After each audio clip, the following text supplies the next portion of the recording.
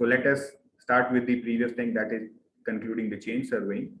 So in the previous slide, if you see this one, from A to B, we run a chain with reading 0 at point A and 20 meters or 30 meter at point B, or even if it is a smaller line somewhere here, you can get the reading of 30 meters and then we can extend it further. So, but the main thing is, from this chain line at various points C1, C2, C3, C4, which were at various distances, which is called chainage from point A. So C1 is the distance from A, that becomes the chainage. And on the right hand side, perpendicular to this chain, we have this distance R1. But the practical thing is, when we want to know this distance R1 from the chain, so that this R1 distance is perpendicular to the chain, so it is not possible to decide this C1 first and then go to the right direction or perpendicular direction to reach up to this point, because this perpendicular direction may pass little bit from the side. So we cannot do hit and trial, that first go to this point, then draw a perpendicular, then go to other point, then draw a perpendicular. So whichever goes to this, that should be taken. So the thing is, we go in a reverse manner. This chain is laid, and on this chain, we draw a perpendicular from this point. So we start our observation from this point, and we draw a perpendicular to this chain line, right? So this perpendicular is drawn actually. Then we come to know which is the point of perpendicularity at this chain line. So that chain reading is noted, which makes it C1. Okay, so we start with this point, draw a perpendicular on this chain line. So this point is located, then this distance from A is taken on the chain itself, because chain itself is a measuring instrument. So how much distance is there from A? So that distance is constituting this chain edge C1. And length of this perpendicular is R1. So this is how we note it down. But the thing is how we draw this perpendicular. This is one thing. Second thing, you see all are perpendiculars, all these are normals, but these purple lines, they are not perpendicular, they are oblique or they are slanting. So from this also, we started from the object and we extended this line to this direction and taken this reading C1, that is the distance of A, distance from A. So distance of this point from A is basically C11. So, and then length of this purple line was noted. Similarly, from this point, another tape was taken up to this point where it can go straight, and this point was read over this chain as C12, which constitutes the chainage from point A. So this distance from A up to this point is basically C12. And then length of this purple line was also noted. Okay. So noting these distances is of two types. One is noting the perpendicular distances, and noting the second is the noting these oblique distances. So collectively, these observations, they are called offsets. So these offsets are basically the distance of a point or the object from a chain line. Okay, so distance of a point or the object from a chain line is called offset. So that distance can be a perpendicular distance or it can be an oblique distance. So on this basis only, this offset word is further categorized into two parts: perpendicular offsets and oblique offsets. So we have two types of offsets, perpendicular offsets and the oblique offsets. And I know that by this time, this idea is already clear in your mind, what is meant by perpendicular offsets and what is meant by oblique offsets. So let us consider it once again. If this is chain line AB, this is point P, whose offset is to be noted, then we draw a perpendicular to this chain line, and this chainage is noted, and this perpendicular distance is noted. So this is the offset. So we need two measurements. One is from this point A along the chain up to the point where we have drawn the perpendicular. So that distance is called chainage, and length of this perpendicular is called the offset. Because you have drawn perpendicular, so this offset is perpendicular offset. Similarly, if you have another chain line AB with value of 0 at A, again you have a point P, but somehow you are not able to draw the perpendicular. Maybe some obstruction is there in between. It is not possible to draw the perpendicular. So what we did in the previous example also, we took two distances, two oblique distances at point C1 and C2. For this particular example, we can take, and these are the offsets 1 and offsets 2. Offset 1 and offset 2. So this C1 is basically the chainage. C2 is also the chainage. So it is that in this case, we have 2 points for which we have to note the chainage. So chainage 1 and chainage 2, and corresponding distance of this point from the object, that is offset 1, and this point from the object, that is offset 2. So we have 2 offsets, 2 chainage points.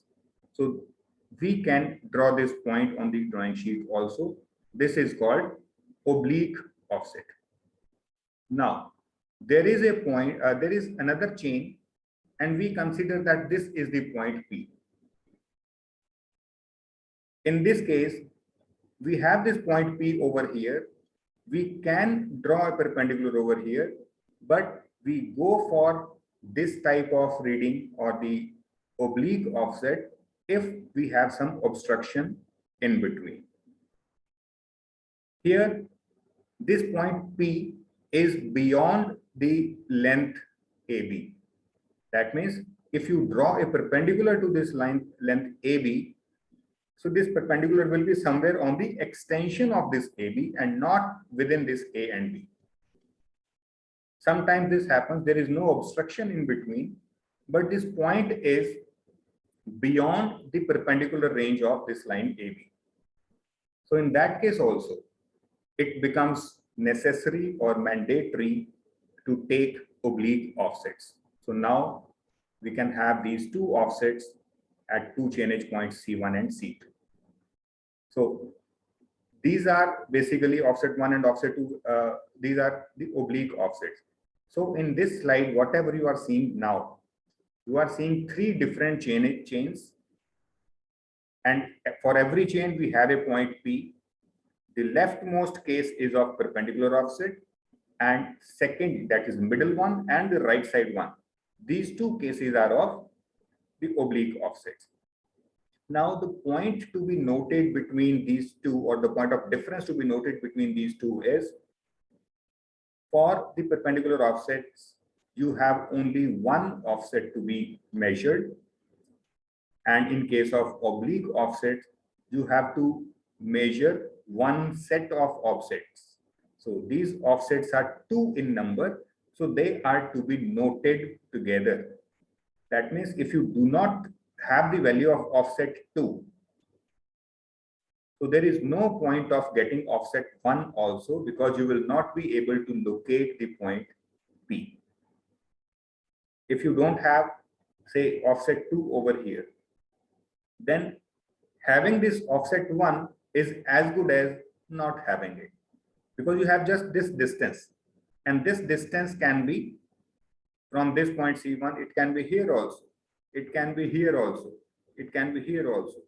So by treating this C1 as center, you draw a circle equal to the radius of offset 1, then you will get a circular location where every point is at the distance is equal to offset 1. So where is the point? You cannot fix the point. So when you want to draw this point P on the ground, you need these 2 offsets. And if you just try to correlate what you observe in the field and what is the purpose of observation.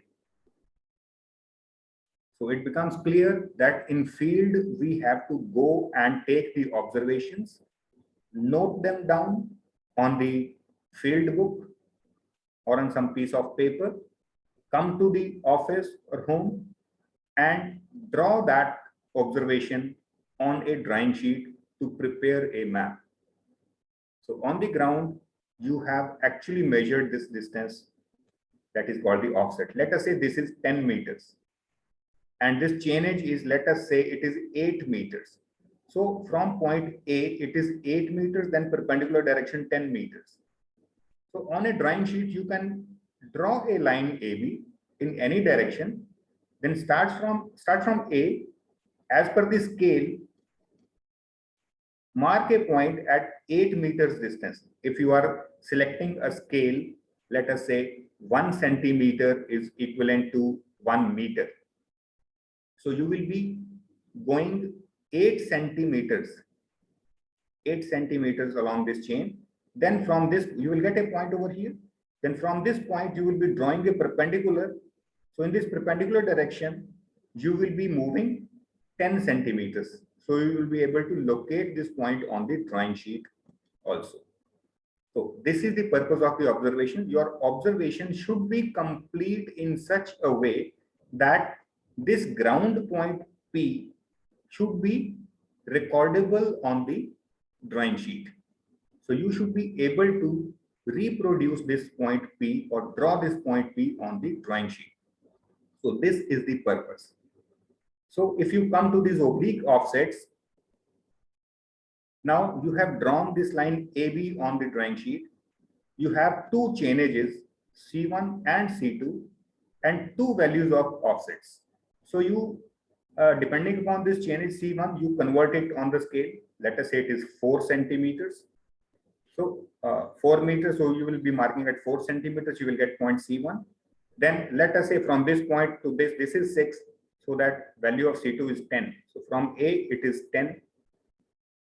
So you will be marking this point at 10 centimeter. This is at 4 centimeter. This is at 10 centimeters. So gap between the two will be 6 centimeters. Then if you have these values as 8 and 8 both, so you will put the compass over here, open 8 centimeters, draw an arc, put the compass over here, open 8 centimeters equal to offset 2, draw an arc over here. Where both the arcs are cutting, you will get the point P. So you will be able to locate this point P correctly. But if you do not have the value of offset 2, so you will be able to mark an arc over here, which is part of the bigger circle that we just considered. So the circle that I was talking about, that is equal to the radius offset 1 and center at C1. So this part of that circle that we have just considered, so this is the arc of that circle only. So we'll be having an arc only, so there will be no other arc to intersect it, so that this point P can be located. So if you have the second value and do not have the first value, again it is the same case. You have this arc but not this arc to cut it to get the point of intersection. So in order to locate this point P through the oblique offsets, you need at least 2 offsets. So 2 distances at 2 distinctively marked points C1 and C2, so that you have the chainages also. Now this portion will become a triangle of known distances. So known distances of or known sides, a triangle with known sides can be plotted very easily. So this point P can be plotted. Same is the case here. Even if it is beyond the perpendicular range of this chain line, it can be plotted by knowing this offset 2, this offset 1, and knowing the difference between this C1 and C2. So you will be knowing all the 3 sides of this triangle, so you will be able to locate this point P. So this is how we categorize the offsets. So in perpendicular offsets, you need to draw a perpendicular, but in case of oblique offsets, you do not require any perpendicular direction. So you do not require any angular measurement. Okay. So this is another point of difference between the two. Now the point comes how to draw this perpendicular. So drawing perpendicular. We have a method called swing method, 3-4-5 method, open cross staff, French cross staff, adjustable cross staff. So this is the equipment. Cross staff is the name of the equipment. And we have 3 types of cross staffs. One is called open cross staff, French cross staff, and adjustable cross staff. Then we have optical square. So this optical square is an optical equipment to let you know whether a line is perpendicular to a given line or not. We have a prism square. So just like the optical square, another device which is based on the optics itself, or the, you can say, reflection or refraction of light. So that is the prism square. So we will be dealing with all of them one by one. So what is meant by swing method, 3-4-5 method, and what are these cross staffs all about, and what is optical square and what is prism square. So let us consider the swing method first. Now this is the chain line AB. This in the same manner, this point A is at chain edge 0. We have a point P over here. Now, in order to draw a perpendicular means 90-degree angle with this chain line. So seemingly we need to have an angle measurement device, but there is a procedure to draw a perpendicular or to know the point on the chain line which is at the perpendicular from this point P. So we have a procedure so that we, without any angle measuring equipment, we can get that point. So let us open our tape with 0 end over here and the reading increasing in this direction and extend it in this way. Okay, there is a measuring tape. You have seen the diagram of the tape also, photograph of the tape also, and you have seen at many places also, like inchy tape or any measuring tape which is foldable. You can wind it up in a case. So just open it, take it out from that winding case, hold the 0 end at this point P, and extend the tape towards the chain, because you may not be knowing that I am going perpendicular or not. You are, from your side, you are extending it perpendicular to the chain, but it may be a little bit inclined. So that will be ensured by taking the readings. So from this point at 0 at this point P, and extend the chain, tape towards the chain, note down this reading. Then extend the tape in this direction, note down the reading. Extend the tape in this direction, note down the reading. In all the 3 cases, what you will see, here the reading will be more. Here the reading will be less. Here again the reading will be more. Now if you do not extend it in 3 different directions, rather extend it in one direction and hold this end, and you just swing it towards this side. So either on this side or on this side. You keep on holding 0 end over here. So one person will be required to hold the 0 end at point P, and other person will be taking the other side of the tape, and he will be holding the other side and he will swing it this way. And he will keep a track on the reading that is read by this chain on this tape. So you will get somewhere here a point where the reading of this tape is minimum. So somewhere here at this location, minimum tape reading will be observed. So if you move your tape a little over, above this side, on this side towards B, you will find that the reading of the tape is increasing. If you move this tape or swing this tape towards A, again the reading will start increasing. So you will get only one point where the tape reading will be minimum. So this will be the point of perpendicularity. So this point will be at this right angled line. So you will be able to establish a perpendicular on this chain line just by noting the reading on the tape. So this is step-by-step procedure. Open the tape, hold 0 meter end at the point to be observed. In this case, it is point P. Then swing the tape along the chain and observe the change in tape reading as you swing. So as you swing this tape from this side to this side, you observe the change in the tape reading. So locate the point on chain where the tape reading is minimum. So you have to locate this point where the tape reading is minimum. So this point marks the perpendicular from the object to the chain line. And the tape reading at this point, which is minimum tape reading, gives the length of the perpendicular offset. So this procedure exactly gives you the procedure to measure the perpendicular offset also. So you are simply opening the tape, holding the zero end here, other part it is stretched towards the chain line, and the person is swinging in this direction. And where the minimum reading is located, so that is the point of perpendicular from the object. So whatever is the minimum reading of the tape over here, that is the perpendicular offset. And now this point is located. You just read this point from A on the chain. That is your chain edge. If you have the chain edge, you have perpendicular offset, you will be able to locate it on the drawing sheet. Now, next method, it is called 3-4-5 method. It is very interesting, very simple also, and easy to remember. It is 3-4-5 method. So you have a tape. Measuring tape is generally flexible. You just take it out and extend the length of around 12 meters.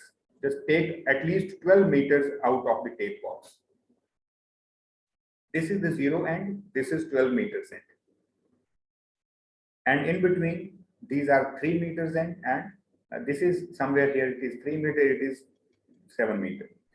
Though tape is extending even beyond this 12 meters, but we need only first 12 meters of the tape length. So remaining, we are not going to use. So once you have this 12 meter of tape in your hand, 3 persons are needed. One person will be, okay, so let us say we have divided into 3 segments. Let us see how much is the distance.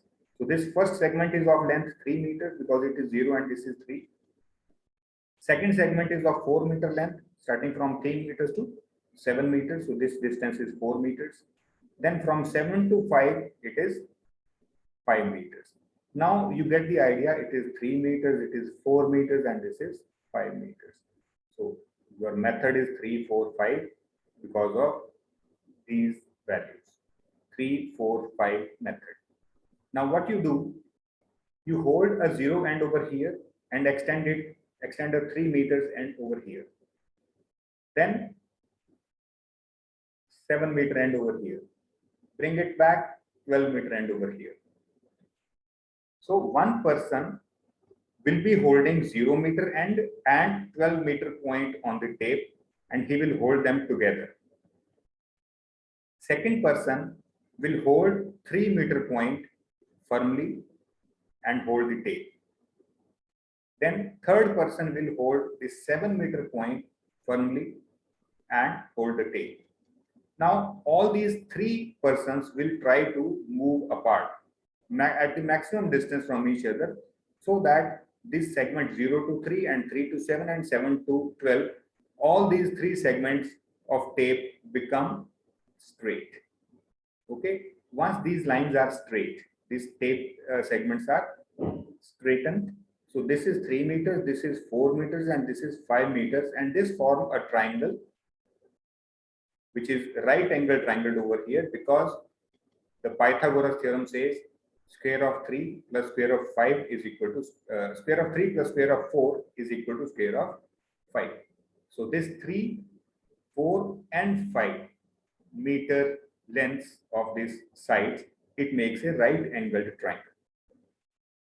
So once it is right angled triangle, in this extended or stretched manner only, you can take this chain, take this triangle onto the chain. That means this length can be put on the chain, and this gives you perpendicular direction. And along this direction, you can extend your another tape.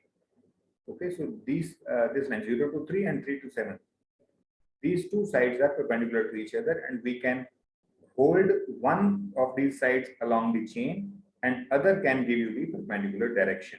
So we can extend this direction further to get the offset and this direction along the chain line, or you can hold this along the chain line and extend this to get the offset. So this also can give you a perpendicular direction. So this is called a 3-4-5 method, and this is the procedure. Just see it carefully. Open 12 meters tape, find its 3 meter and 7 meter mark, because 0 meter is already there. So one person holds 0 meter and 12 meter mark together here, 0 meter and 12 meter mark together. Second person holds 3 meter mark like here, and third person holds 7 meter mark. So 7 meter mark is. Stretch the tape by moving away from each other, because 3 students will be holding it together, so they will start moving away from each other, so that all these 3 segments are stretched. So stretch the tape by moving away from each other. A right angled triangle is formed with sides of 3 meter, 4 meter and 5 meters. Okay, 3 and 4 meter sides are perpendicular to each other. This 3 meters and this 4 meter sides are perpendicular to each other. So put either of these perpendicular sides along the chain line, and the other side will mark perpendicular to it. Okay, if you hold this along the chain line, then this is the perpendicular direction. If you hold this on the chain line, then this will be the perpendicular direction. So you can get the perpendicular direction from a chain.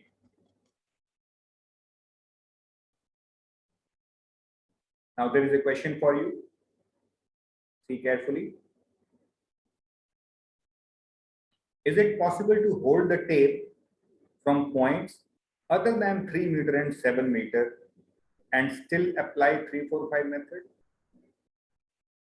The question is, 0 and 12 meter is required, but without holding at 3 meter and 7 meter point, can you hold the tape from some other points and still you are able to apply this 3-4-5 method?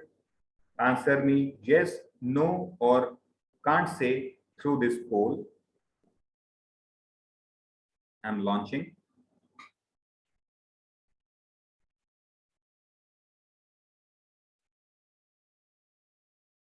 Now this is available on your screen.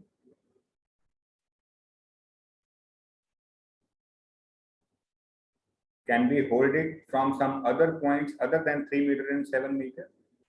And still we are able to apply 3-4-5 method? Is it possible or not?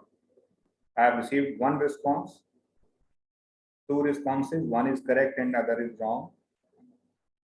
I have 3 responses. Take your time, just think twice before you answer.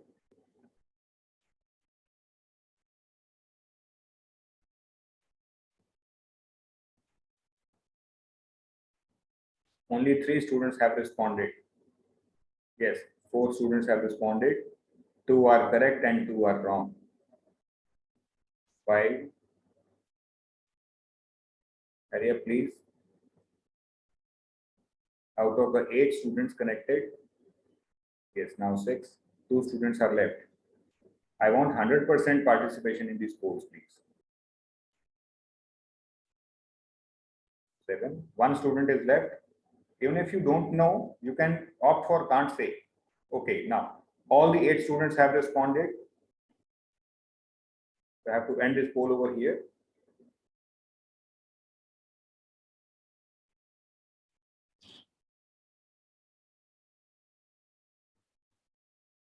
So I'm sharing these results with you. The results are on your screen. So 5 students have opted for yes and 3 students have opted for no. So let us see what happens.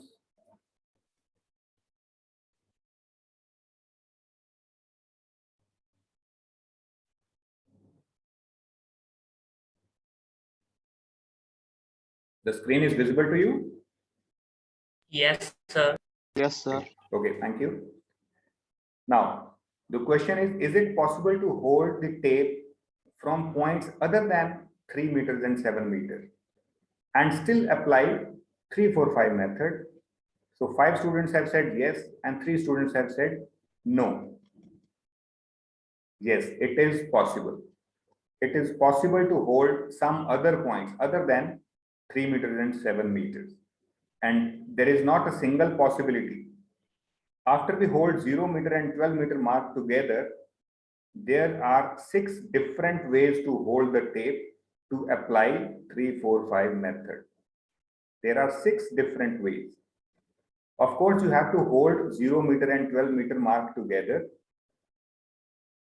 So these are the combinations.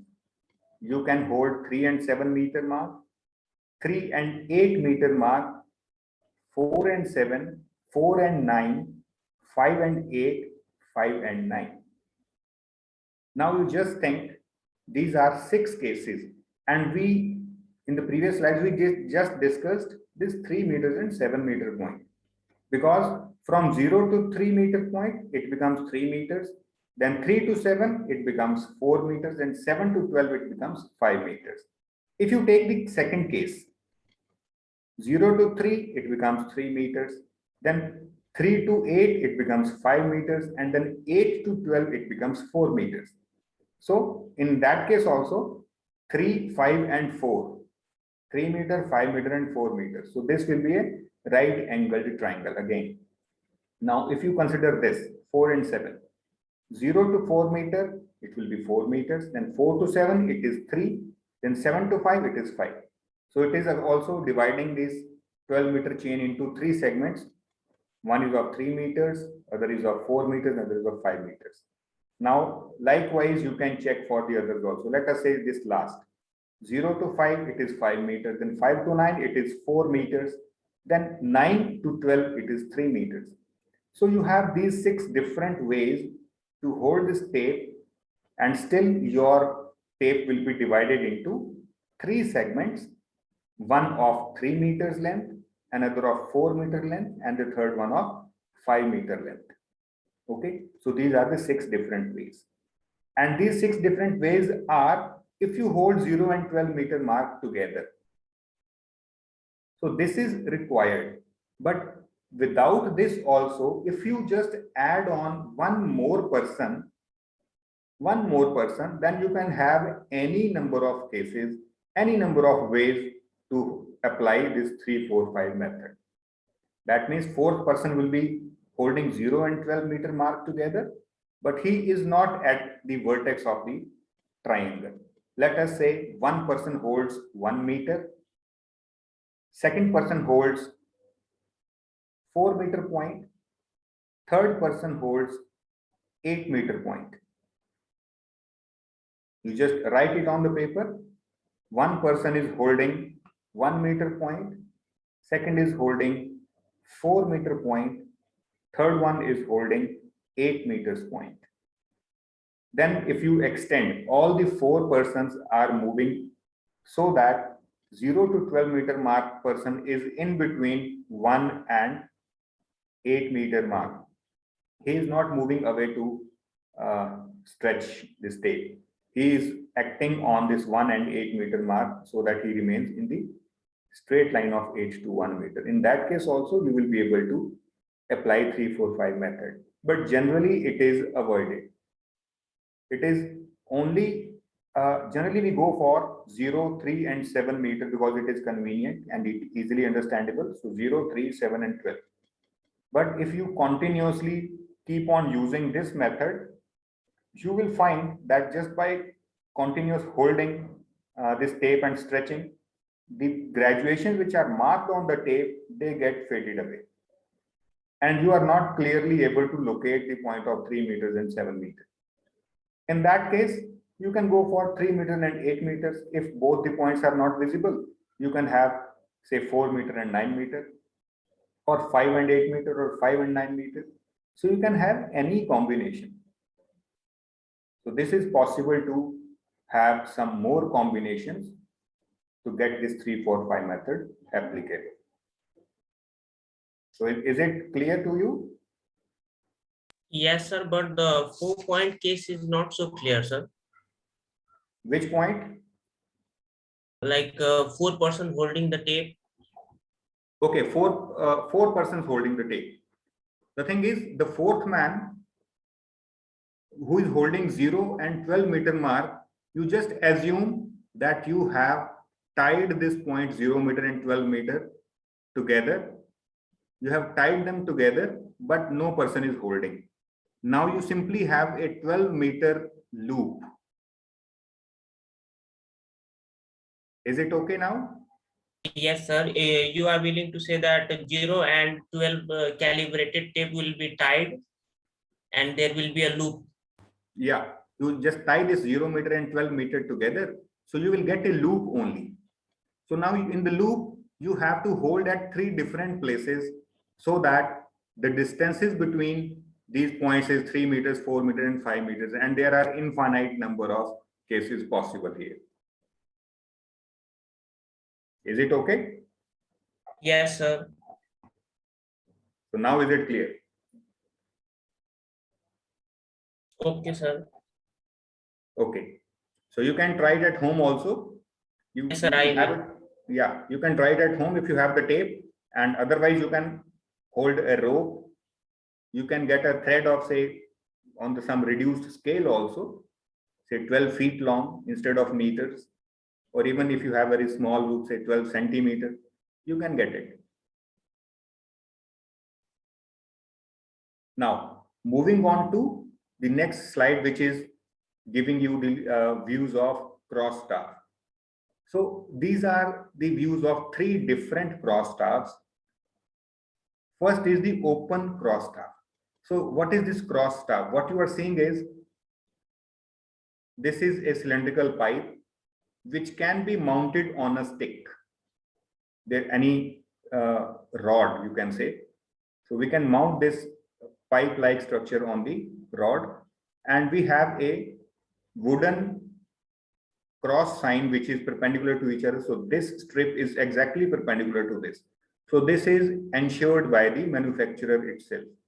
Okay, so manufacturer of this cross staff ensures that these 2 strips are perpendicular to each other.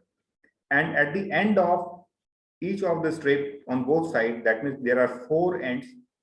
So he puts another, you can say, wooden strip only, in which we have just a very thin slit, which is just cut down from it, very thin slit with the help of some rotary blade or so.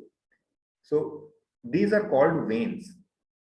So this vane and this vane, they are exactly in front of each other along one line, and this line is passing through the center exactly. And here also, from this center point, if you draw a line over here, exactly at this line we have this vane, this slit, and on here we have this slit. So this cross staff, if it is held on the chain itself, just assume that there is a stick below it and it is coming up to your own height. You are standing it with the help of a stick, and on top of the stick you have fixed this. And on one side of the this vane, if you see, you will be seeing through this, you can see the other side. So this will be a line of sight. So if you see from one side and see through this slit and this slit, so what you see, that will give you a line of sight. So this one line of sight will be here, other line of sight will be here, and both the line of sight are perpendicular to each other. Now what you have to do is take a rod and put it on one side of the chain. Let me go back somewhere here. Let us say this is the chain. You take a rod and keep it vertical on this point. Keep your cross staff somewhere here and align the line of sight, one line of sight, so that you can see this rod through these slits. And if you are able to see the rod on one side, then the other person who sees it through this side, he will see a perpendicular direction. And he can guide a person with the rod to go left or right, so that once it is visible through both these slits, it will mark a perpendicular point from the chain line. Okay, because these two veins are giving you two lines of sight which are perpendicular to each other. In the same manner, we have a French cross staff. Its purpose is also the same. Same cylindrical mounting, but here instead of these 4 open slits, we have 8 slits. So if you see the number of sides starting from the central one, 1, 2, 3, 4, 5, 6, 7, and 8. So there are 8 faces. So it is octagonal. So this slit and this slit, they are opposite to each other. Similarly, you leave one slit here, take this slit and the other slit, so they will be perpendicular to the first set. So this is just a similar to open cross staff, but it is giving you an option that from this point to this point, this is the anywhere in between these two values, that is 0 and 90 degrees, you have the 45-degree value. So the French cross staff gives you an option to draw a line of sight at 45 degrees also. So it is generally not needed, but still if it is needed, it can be helpful. So French cross staff is simply adding 145-degree line of sight into the open cross staff, because here we have only 2 sets of line of sight. So it was this plus symbol was there, and here we have 8 total lines of sight, so 4 sets of lines of sight. So you have to put more strips over here perpendicular to each other. So it is better to keep them in this form, just like a closed octagonal prism. So this is very convenient in that way. So otherwise, purpose is same. Now, the question is, if we have 2 lines of sight perpendicular to each other and we have added one more to it at 45-degree angle, can we add to some other angle? So this was an adjustable cross staff. So we had this rotary mechanism so that these 2 slits can be, this is not, there are not only 2 slits, but on the opposite side also we have the slits.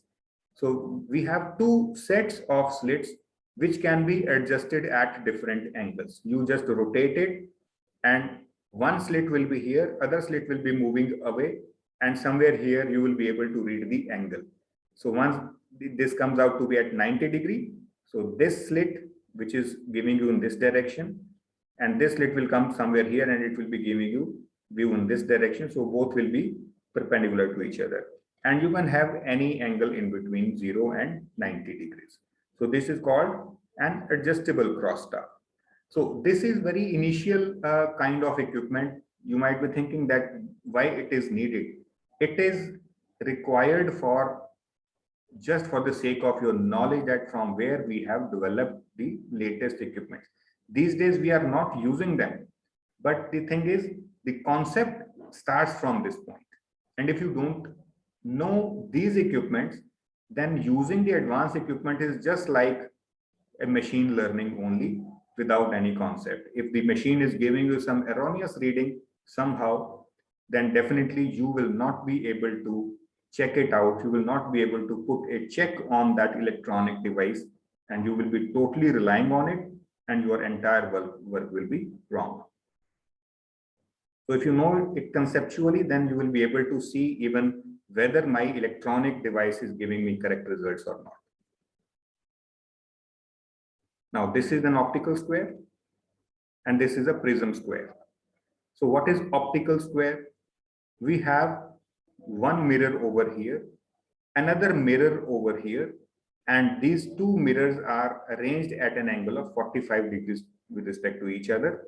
And this is arranged inside a circular or cylindrical assembly in such a way that we have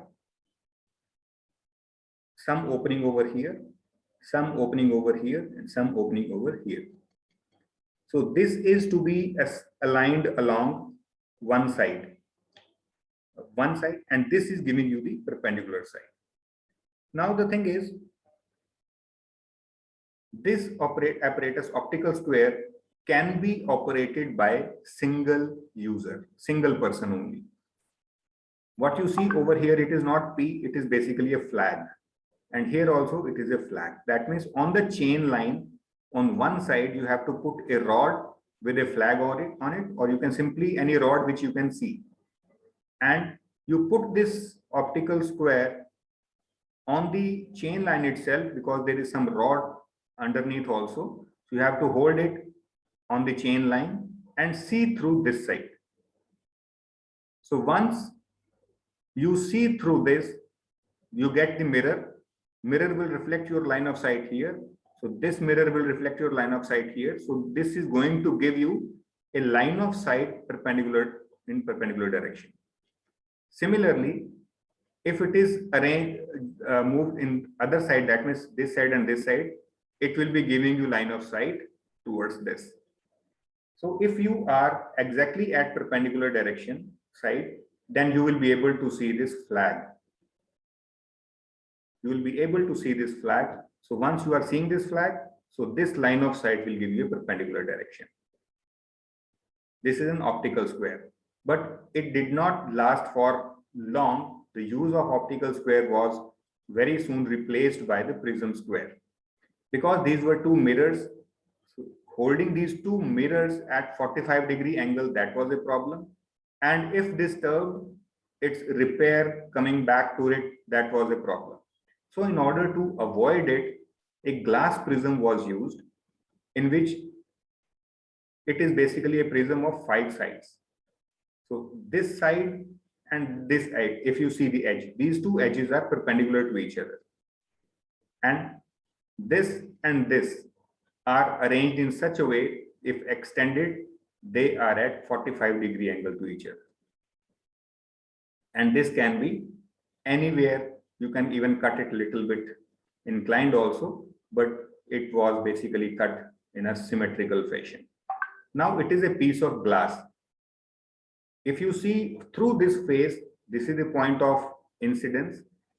You are incidenting a light in perpendicular direction, so it will go as such along the normal itself without any refraction, without any deviation, because you are incidenting the light in perpendicular face, is perpendicular to the face, so it will go undeviated. So it will be hitting this surface somewhere here, because it is inclined at 45-degree here also, means 90 plus 40, 135 degrees over here. So the angle of incidence of this light on this face will be 45 degrees, and the 45-degree angle is the critical angle for glass, and it gives you total internal reflection for this angle 45 degrees. And even if this angle of incidence is more than 45 degrees, you will get the total internal reflection. But the 45-degree angle is maintained because you need to ultimately reflect it perpendicular. So from this, it will be totally reflected internally. Total internal reflection will be there, and it will be reflecting this light up to this point. Since this is also arranged at the same angle, so angle of incidence will be 45 degree again. So it will be again reflecting it totally, and this reflected light will be incident on this bottom face perpendicular to this face, and it will go out undeviatedly, because here the angle of incidence will be 0. It is incidenting perpendicular to this face, so it will go out without any deviation. So this is just entry into the prism. From this point, you will get a total internal reflection. Here also total internal reflection, and at this point it will be exiting. So this line of sight will be exiting almost exactly at perpendicular direction. So this is one direction of incidence. This is the line of exit, which is perpendicular to the previous one. Now this prism square is a solid structure. It is a solid glass piece. So wherever you put it inside this cylindrical case, its setting or adjustment is never going to be disturbed. So this is most widely used. So prism square is a better option over the optical square.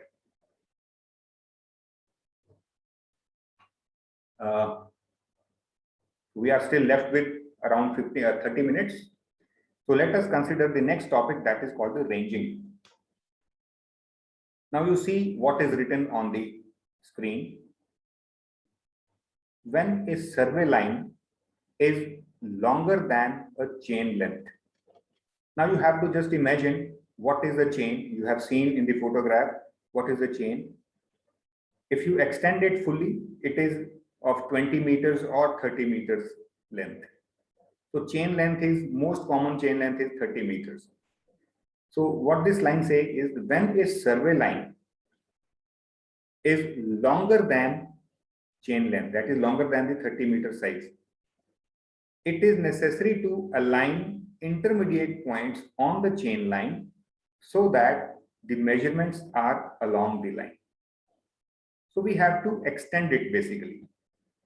So if one line is there along which you have to do the survey, and its length is say 100 meters, but your chain length is 30 meters. So if from one point to the other point you extend the chain, so it will not reach the other end, rather it will exhaust in between only. So you will have a stretch of 30 meters. Then you have to extend it next 30 meters, then next 30 meters. But on the ground, when you extend it one by one, there are chances that you are not exactly heading towards the next point. Your next extension may be a little bit deviated from the exact line. So in that case, your observation will become wrong. So what you need is, you need to locate the intermediate points on the survey line. So process of locating these intermediate points on the survey line is called ranging. Okay, so there are two methods of ranging. One is called direct ranging, other is called reciprocal ranging. So you will be able to understand this concept better over here. So what is direct ranging? A person is standing, this is the field, and there is a point A over here and B over here. So this is the ground. Here this point A is there, and here is the point B. So this is the line joining the point A and B. So this line actually is to be used for chainage. If your chain is smaller length, then you will be starting from point A, but your chain will reach up to this point only. From this point, you can extend your chain in the second go up to this point, then from this to next over here. But if you have this line, then there is no problem. But actually the problem is, in the field, if you select any 2 points, there is no line marked between these 2 points. It is just a piece of land. And how to extend this chain up to this point, or you may erroneously align it along this line or along here. So you will be going away from this direction. So it is very essential to install some points or establish some points in between, intermediate points, which are all along this line AB. So intermediate points are to be established in such a way that all these points are on the same straight line AB. Then, because now you have the intermediate points, from one point to the next intermediate point, the distance will be either equal to or less than the chain length, so you can extend your chain easily. Then from this point to the next point, again, you can extend the chain without any confusion or without any doubt. So you will be going in the same direction of A to B. So how to do it? This is a rod. So you have seen this rod earlier also in the first lecture. This is called ranging rod. And this rod is basically used for locating various points or fixing various points so that you can see these locations from far off distance. Because of their red and white color, alternate strips of red and white color. So these rods are visible from far places also.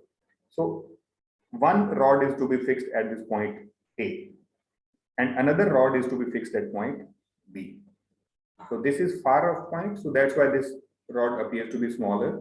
So, but these two rods are to be fixed at both the ends, one at both the ends. Now this person is standing over here, and he closes his one eye and sees through only single eye and adjusts his position left or right in such a manner that this ranging rod is hidden behind this rod. Okay, even you can try it right now also. If you close your one eye and take finger of one hand closer to your opened eye and finger of your other hand far off from the opened eye, you can adjust the value, your position such that the far off finger is hidden behind the first finger or the closer finger. So that you can do right now also wherever you are sitting. But the thing is, here in the field, we use these ranging rods, and this man closes his one eye, and with one eye open, he adjusts his own position so that he cannot see this ranging rod because it is now hiding behind this rod. So in this particular situation, his eye, this rod, and this rod, they all are in one straight line. Now, another person will be holding a rod, third rod somewhere here, and apparently because this line is actually not there in the field, he is thinking that I am exactly in the middle of or in along the line of this A and B rods. But this man will see that he is able to see this rod. That means this line, this rod is not along the line AB, because in this position he can see this rod, and any other rod which is behind this along the same straight line will be hiding. He will not be able to see. But if he is able to see this line, this ranging rod, he definitely knows that this is not along the line AB, and he sees that this is on my right side, so he will guide this man that bring it to the left. What he sees over here, this rod is on the right hand side. Now what he sees, he guides this man to move it towards the left, like this. You just see again, rod was here. Now this man moves a little left side. So whether this is exactly on the same straight line, no, still no. He is able to see that this is a little bit on the right side still. He says, okay, move more on the left hand side. So he moves more on the left hand side, but now he goes beyond this line and he says, now it is too much, you have moved more, it is now left hand side, now move towards the right. So ultimately he will be able to guide this man to bring this ranging rod exactly on this line. So now he will say, yes, I cannot see this rod also. So this is the exact point along AB. So you can establish this point. So in this way, he will be able to mark the point, intermediate point over here. And same process can be done somewhere here also, somewhere here also, or at the convenient intervals, such that the distance from this point A to this intermediate point is less than or equal to the chain length. Then from this to the next, again less than the chain length. So we have to establish a number of intermediate points depending upon the total distance AB. Is it clear now? Is this direct ranging clear how we do it? Yes, sir, clear by my side. Okay, thank you. I have tried from my side that it is exactly looking the same that we do in the field. I have tried to create this presentation in such a manner, but even if it is not clear, so in the survey practicals, you will get it, you will make it clear. And hopefully you will be going to the survey camp also after your 4th semester. By the time we are hoping that everything will be fine. And we'll be able to go to the survey camp. There also you will be using it yourself in the field. So this is the point C, which is marked as the intermediate point. Now, the indirect ranging is there. Indirect ranging means when there is some raised ground in between and you are not able to see each other. One person is standing over here, other person is standing over here, and there are 2 points. A is here and B is on this side. And even if you put the ranging rod here and here, this man can see this ranging rod, but he cannot see this ranging rod. Similarly, on this side, this man can see this ranging rod, but not this one.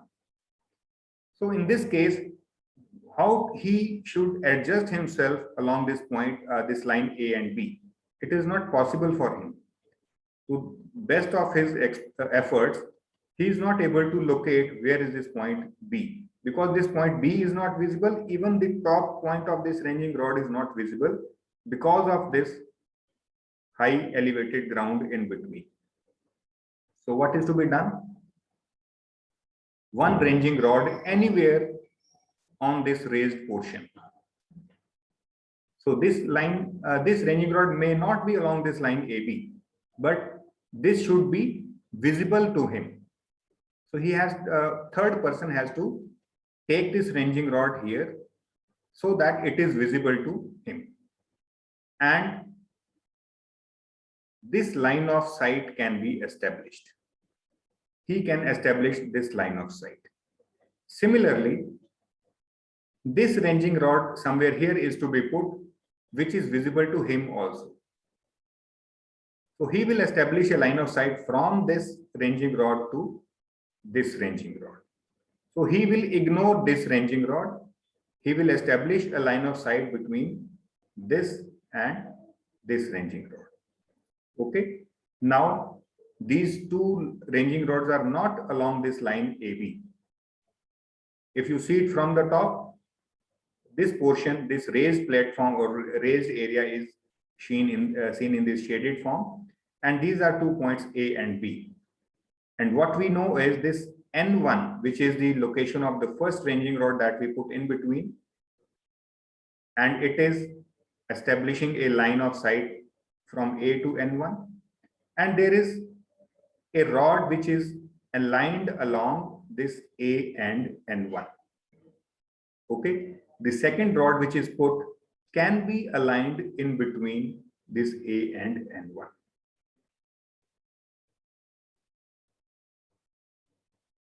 See over here. So first we put this rod.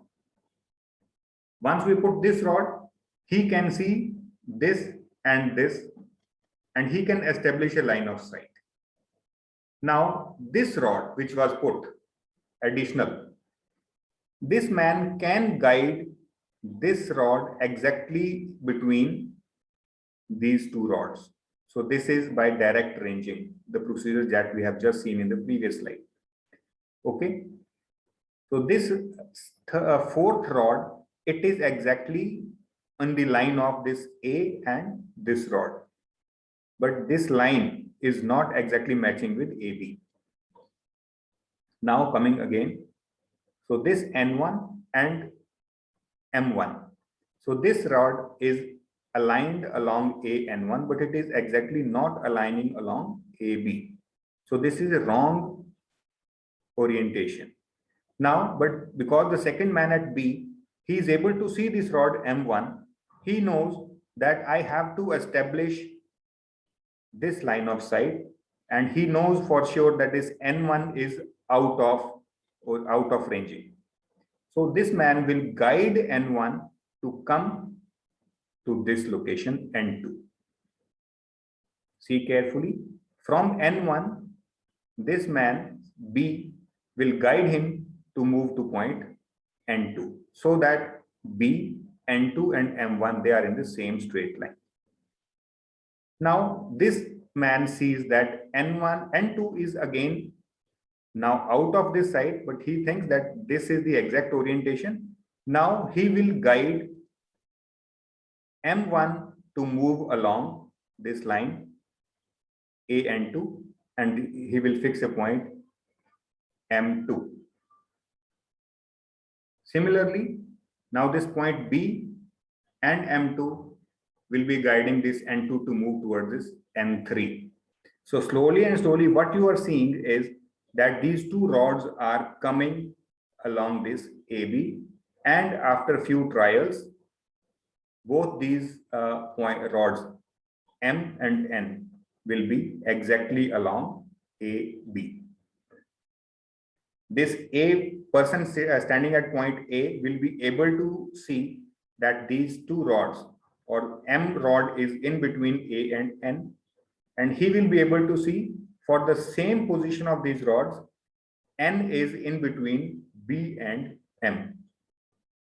So this ensures that point A, point M, point N, and B, they all are along the same straight line. So this way, these two intermediate points are established, even if we were not able to see this point A from B or point B from A. So this was done indirectly. So that's why it is called indirect ranging.